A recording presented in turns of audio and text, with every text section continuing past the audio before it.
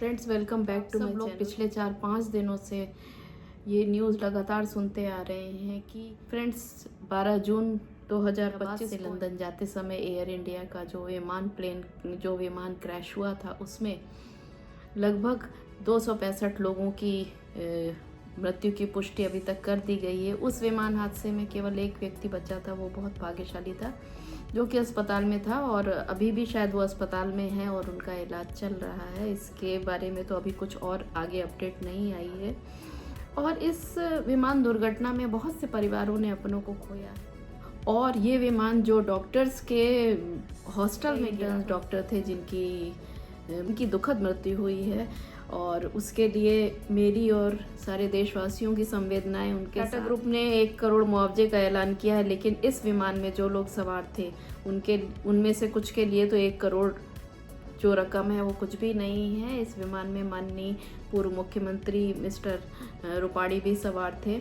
तो इस तरह बहुत सारे परिवार हैं जिन्होंने अपनों को खोया है और जिनके साथ पूरा देश है, जिनके साथ पूरे देश की संवेदनाएं हैं, मेरी संवेदनाएं हैं, मेरे परिवार के लोगों की संवेदनाएं उनके साथ हैं। प्लेन क्रैश में आपको हर परिवार की एक अलग कहानी। इस हादसे के बारे में मैं लगातार पढ़ती रहती हूँ, लगातार न्यूज़ देखती रहती हूँ और आप सबने भी न्यूज़ देखी हुई होगी कि इसमें एक 8 महीने का मासूम था डीएनए मैच के लिए, जिसको अपने पिता को ढूंढने के लिए उसको हॉस्पिटल में लाया ताकि उसके डीएनए से उसके पिता की खोज की जा सके। एक परिवार है जो ये परिवार लंदन में रहता था। ये लंदन में रहने वाले मोहम्मद अदनान अपने परिवार के साथ ईद मनाने के लिए अहमदाबाद आए।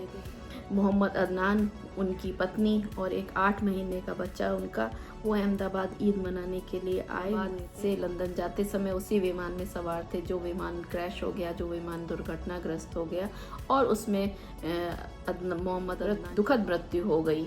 जो उनकी पत्नी है मंतशा, उनके भाई हैं डॉक्टर नबील, उन्होंने बताया कि जो अदनान है उनका शव लेने के लिए उन्हें उनके मासूम बच्चे इब्राहिम के सैंपलिंग के लिए लेकर के आना पड़ा, क्योंकि जो डीएनए था वो उनकी बहन का तो रक्त काम नहीं है, इसलिए मुझे मोहम्मद अदनान के डीएनए मैचिंग के लिए उनके 8 महीने के बेटे को लेकर उनके 8 महीने के बेटे इब्राहिम को लेकर के आना पड़ा।